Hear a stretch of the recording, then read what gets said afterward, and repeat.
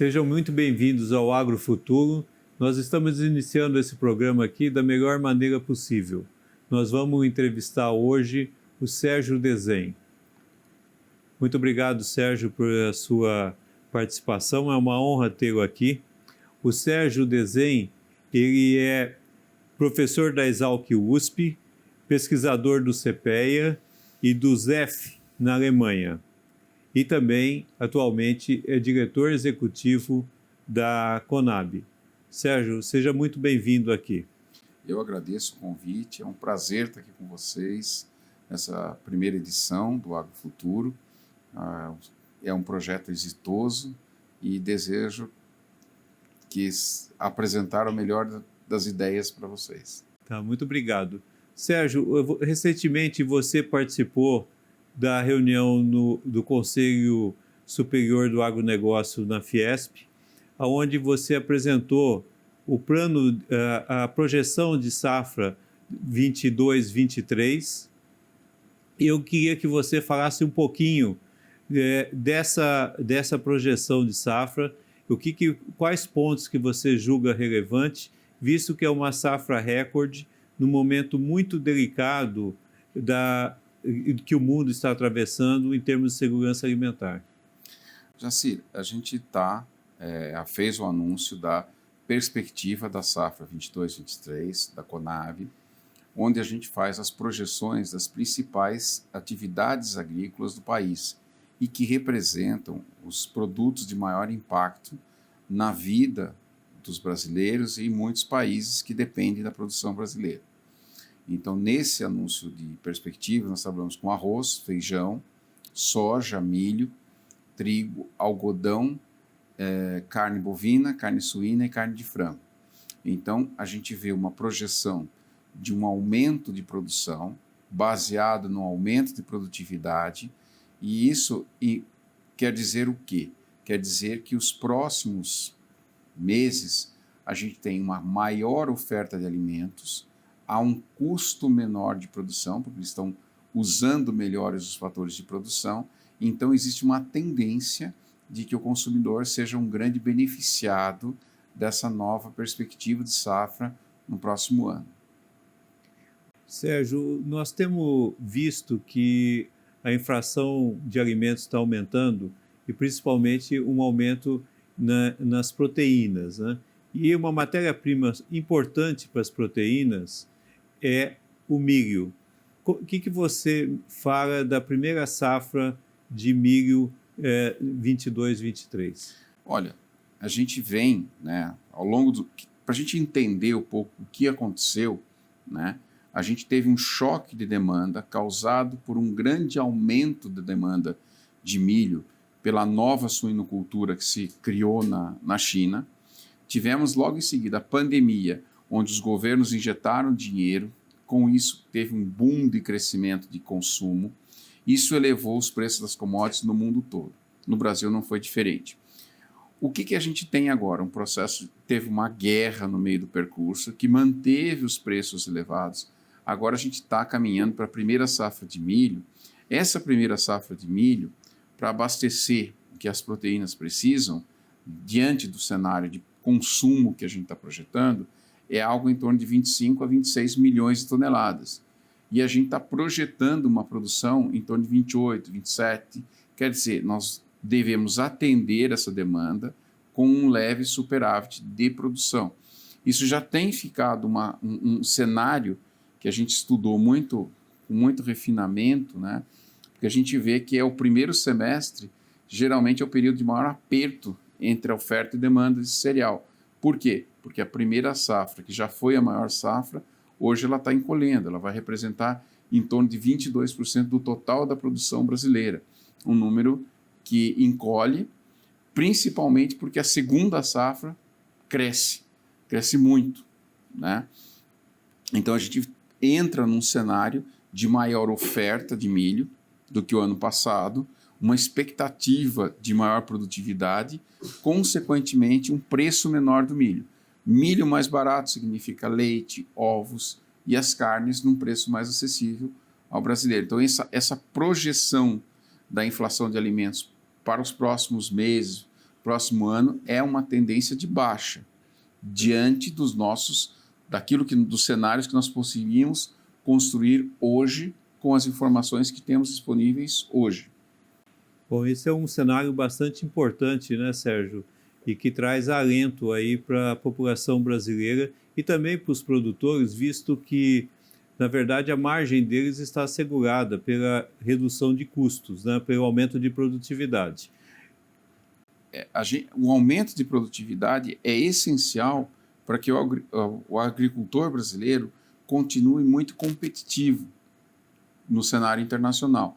Então, geralmente, como é que funciona, principalmente soja e milho? Todo o aumento de produtividade do agricultor brasileiro, ele tem, com isso, uma parte disso é transferido para os consumidores, uma parte disso fica com ele.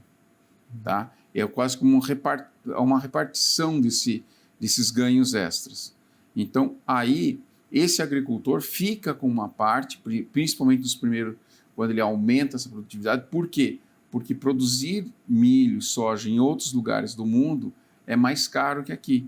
Então, o custo deles é mais alto, o nosso produtor consegue, com isso, um preço no cenário internacional, que é formado por esse conjunto, ganhar um pouco mais. E o consumidor brasileiro ganha porque esses preços não sobem como ocorreu há um ano atrás, quando os preços subiram muito devido a um fator externo ao Brasil. Nós não temos controle sobre isso. O mercado internacional, ele é um sistema de vasos comunicantes. Subiu na Europa, subiu nos Estados Unidos, vai subir aqui também. Isso é mundialmente conhecido. Olhando para o futuro, Sérgio, o que você me diz desse crescimento que nós estamos, a continuidade desse crescimento de oferta, que é muito importante, e principalmente do aumento de produtividade, que é o fator fundamental para que a gente tenha um crescimento sustentável, ele ser feito numa base segura de aumento de produtividade. Olha, a gente tem, né, esse aumento de produtividade da terra. O fator mais escasso nos próximos anos é o fator terra. Tá? O Brasil é o grande produtor em terras pouco férteis. Então você olha para a Europa, olha para os Estados Unidos, olha para a Ucrânia, que agora está em guerra, ou mesmo a Argentina, eles têm solos com teor de fertilidade muito mais forte, muito mais elevados que os nossos. Então, esses países têm condições melhores, se a gente olhar, no geral. O que o brasileiro aprendeu a usar a seu favor? Os fatores extra-solo. Então, clima, luminosidade, temperatura, disponibilidade hídrica, que combinados a um correto uso da terra, aumentaram muito a produtividade. Qual que é esse correto uso do solo? É o plantio direto, é a integração pecuária-lavoura, são mecanismos que possibilitam ao agricultor um ganho de produtividade e uma recuperação, uma otimização de certos insumos, de fatores de produção. Um deles são os fertilizantes, que nós, à medida que nós vamos mantendo o solo coberto, evitando a drenagem por lixiviação, nós conseguimos usar menos. Então, nós estamos melhorando a qualidade do nosso solo através de um manejo correto. E aí, agora nos últimos anos, a integração com a pecuária. Por que ela é importante? Determinados tipos de solo que antes não se plantava soja, quando eu faço soja integrada com boi, eu consigo produzir quase que dobrar a produtividade desse solo. Então, essas integrações, que não há uma receita de bolo, cada região, cada tipo de solo, cada relevo tem a sua integração correta, você desenvolve uma produtividade. Aí, quando eu faço a integração da soja, milho e pastagem, eu reduzo o uso de certos controles químicos.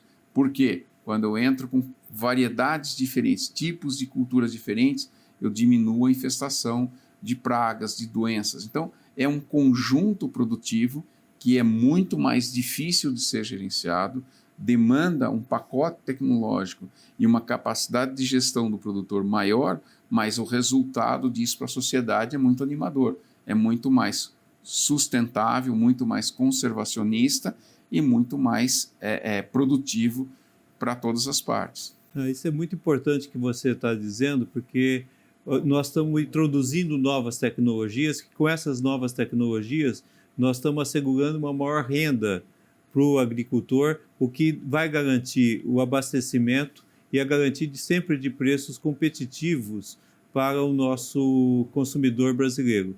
Então nós temos aí um cenário bastante otimista para o futuro. Eu gostaria que você explorasse um pouco, já que você está falando de técnicas de uso principalmente com rotação de culturas, entre milho, soja e a pecuária, que você também falasse um pouquinho do maior uso de bioinsumos, que a gente está assistindo, uma maior utilização de bioinsumos, principalmente biodefensivos e alguns biofertilizantes na agricultura, o que aumenta a produtividade e também reduz custo. Eu gostaria que você explorasse um pouco esse tema, olhando para o nosso futuro. O bioinsumo, o Brasil, para produzir desse jeito, dessa quantidade, nós temos que importar muitos produtos, fertilizantes químicos, alguns produtos químicos, muitos produtos químicos, não é alguns, muitos.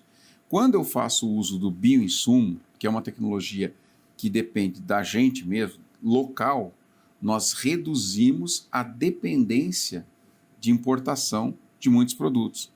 Vai resolver 100%? Não, mas vai mitigar muito, vai reduzir muito essa questão da dependência de fatores de produção externa.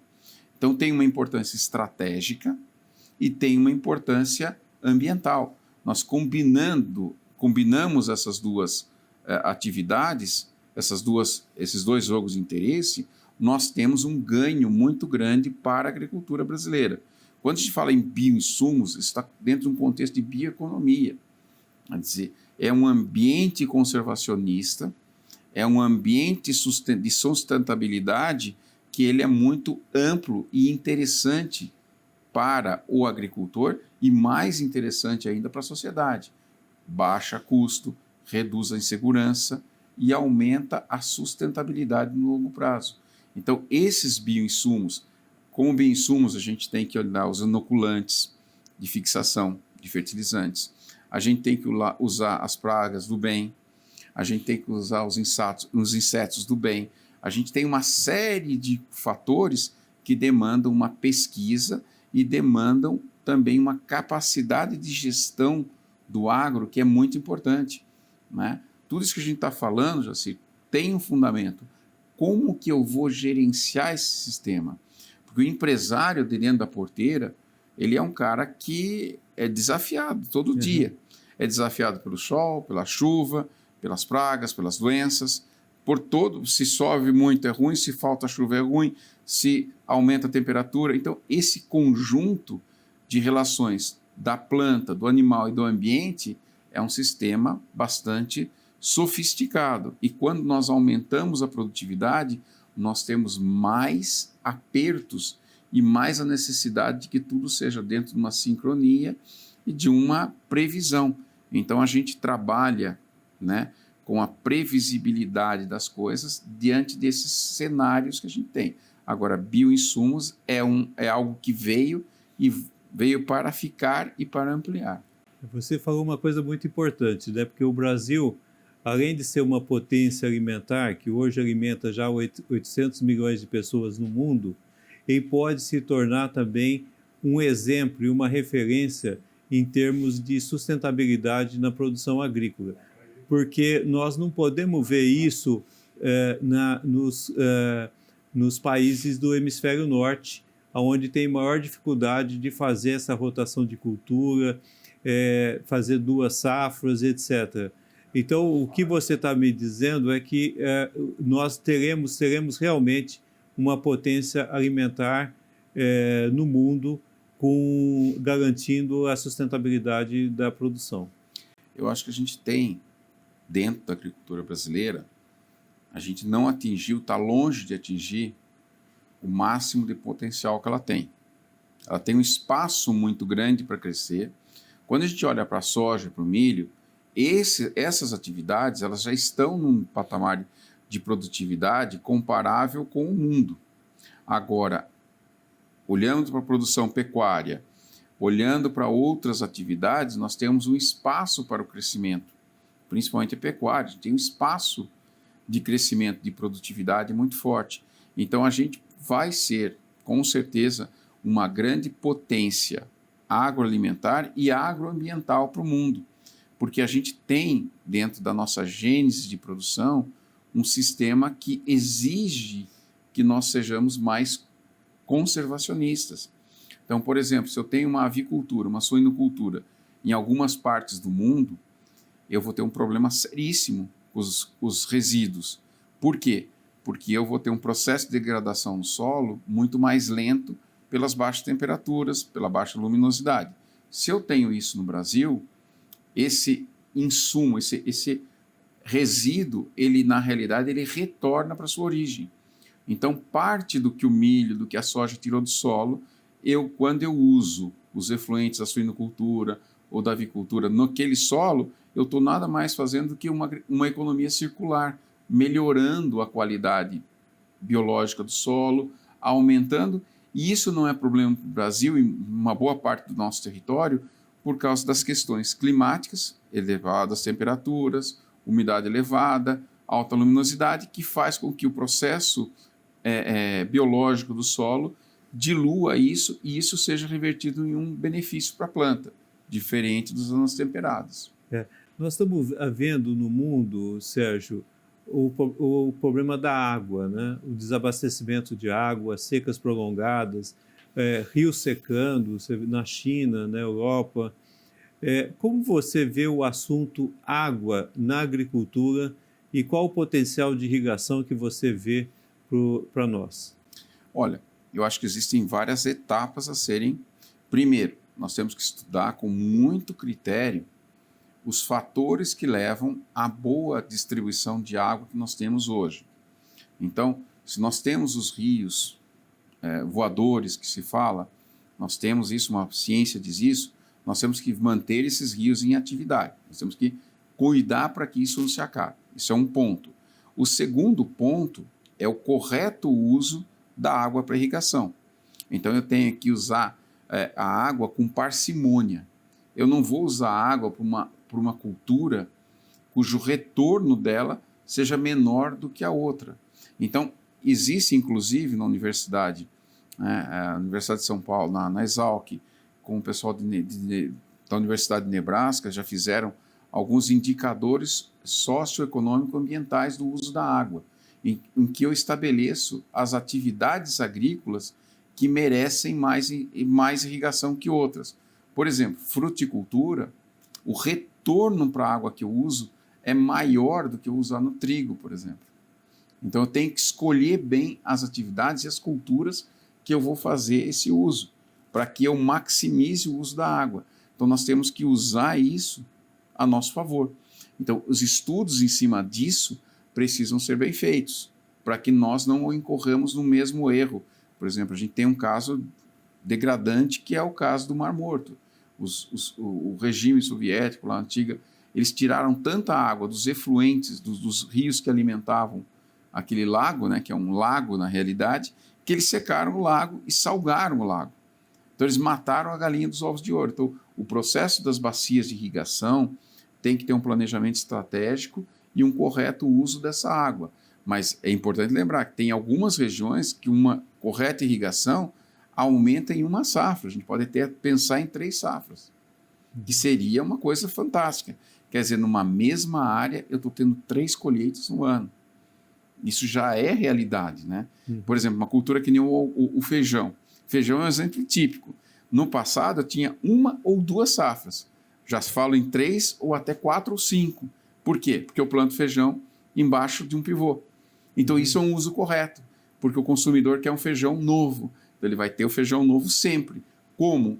Usando. E o resultado desse uso da água no feijão é muito satisfatório.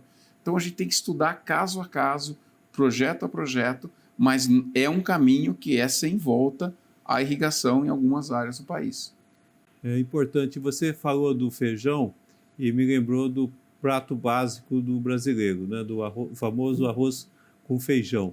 O que você me fala aí do futuro da produção de arroz e feijão? Porque a gente vê a soja crescendo, o milho com a segunda safra crescendo, são elementos, são produtos importantes, principalmente para a proteína animal, a geração de proteína animal, mas em termos de carboidrato, o que você me diz com relação ao arroz e ao nosso feijão? O arroz, o arroz e o feijão, eles constituem um grande problema de gestão, que a gente tem que ter com cenários e antivisão daquilo que vai ocorrer, sempre está ajustando isso. Por quê? Arroz e feijão não são produtos que têm mercado internacional. Então, se eu errar a mão, plantar muito feijão ou plantar muito arroz, eu não tenho para quem vender no exterior. Então, o preço cai muito. Aí o produtor tem prejuízo, ele sai da atividade. Então, a gente tem que ir sempre olhando para eles com muito cuidado. No caso do arroz, ele tem zonas específicas. Ela tem regiões específicas e a produção hoje é muito mais controlada. Por quê? Porque é toda a área irrigada. 70% do nosso arroz vem do Rio Grande do Sul, de áreas irrigadas. Santa Catarina também é área irrigada. E as regiões onde está ficando, Goiás, Tocantins, Goiás e Mato Grosso, também é debaixo de irrigação. Então, o arroz, ele ganhou esse contexto. Então, eles são produzidos em áreas muito específicas. Então, por isso que essas áreas mudam pouco em relação à soja, a milho. Elas têm pouca mobilidade, porque estão estabelecidas para aquilo. Agora, o que é importante? Nós não descuidarmos para que o preço caia muito. Em 2020, quando o arroz começou a subir, todo mundo pressionou por um caminho fácil. Pressionava por um caminho fácil. Qual que é o caminho fácil? Bloquear a exportação. Né? Porque o Brasil estava vendendo arroz para o Chile, para o México, países que nunca consumiram arroz começaram a consumir durante a pandemia. Aí, não, o Brasil tem que... Se nós bloqueássemos a exportação, nós perderíamos os nossos clientes, que é tão difícil de conquistar. Então, qual foi a ação correta? Reduzir as alíquotas de importação. Reduziu a alíquota de importação, chegou arroz da Tailândia. Um navio que chegou e a gente sabia que o estoque nacional dava para cobrir, o que aconteceu? O preço voltou. Então, a gestão de oferta do arroz, ela tem que seguir essas normas. Né? Você tem pouco comércio internacional, mas você sabe onde tem. Então, às vezes vai faltar lá, a gente vai ter que fornecer. Às vezes falta aqui, eles vão ter que fornecer. É uma troca nesse sentido. E o feijão é assim, se está começando a faltar, eu vou plantar feijão embaixo de pivô e 2 meses e meio, 3, eu tenho feijão novo. Então, é um processo muito vivo que tem, mas depende de um sistema de informação e previsibilidade muito azeitado.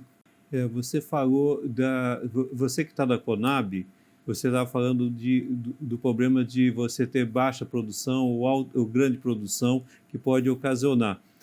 O que você me diz de estoques reguladores? Olha, hoje, exceção da China, nenhum país do mundo tem estoque regulador. Por que eles não têm estoque regulador? Porque qual é a origem dessa questão do estoque regulador? Ele nasce no início do século passado e cresceu nos anos logo depois da Segunda Guerra por questões de fome que teve durante as guerras, Primeira e Segunda Guerra. Então isso era normal. Mas nessa época, mais de 70% dos alimentos vinha do hemisfério norte. Então nós tínhamos uma colheita numa região muito específica, Estados Unidos e Europa. Só 30% era do hemisfério sul. Hoje, só o Brasil e Estados Unidos estão se equiparando em produção. Então, você tem uma distribuição geográfica maior, o que reduz o risco de você ter uma perda total de safra, e o transporte, os canais de comercialização globais são muito maiores. Então, hoje, determinada época do ano, você pode ter mais cereal em navio do que estocado, que está se movendo de um lado para o outro. Então, você reduziu isso. Então, por isso que os estoques foram caindo. Lá no passado, ou eu plantava feijão no início do ano ou no final do ano. Eu só tinha 2 safras. Agora eu planto feijão quase todo mês embaixo de pivô. Então, esses produtos acabam se equilibrando dentro de um sistema novo. E o estoque custa caro. Custa caro e ele funciona para alguns produtos. Por exemplo, feijão. A dona de casa, se você estocar feijão de um ano para o outro, você pode usar. Só que ela vai reclamar que o caldo é isso, que o feijão é aquilo. Então ele vai perder muito tempo em cima disso. Então esse cenário é totalmente diferente. E de agora em diante, cada vez você vai ver que os estoques vão estar móveis. Não tem aquela razão de estoque. A própria companhia está se adaptando. Hoje a companhia ainda tem capacidade de estocagem, mas ao longo dos últimos 20 anos, por uma questão da lei, a gente tem uma lei do preço mínimo, que o estoque no Brasil sempre foi criado a partir de uma demanda do vendedor, quer dizer, eu tinha um preço abaixo do custo de produção, o governo compra e faz estoque. Então não é estoque para regular oferta, é estoque para regular, não é estoque para regular demanda, é estoque para regular oferta. Então são mundos diferentes. Bom, obrigado, Sérgio. Foi muito bom a participação do Sérgio aqui. A mensagem que nós ficamos é uma mensagem de que nós podemos assegurar a segurança alimentar do mundo, continuar crescendo, exportando, mas com sustentabilidade e se tornando uma referência ambiental no agronegócio. Sérgio, muito obrigado pela sua participação. Foi muito bom tê-lo aqui nessa primeira entrevista. Eu que agradeço, Jacir, e nos colocamos sempre à disposição para esclarecer. As informações da Conab são um patrimônio de todos os agricultores, todos os brasileiros. Muito obrigado para você, telespectador, por participar aqui do Agrofuturo. Obrigado.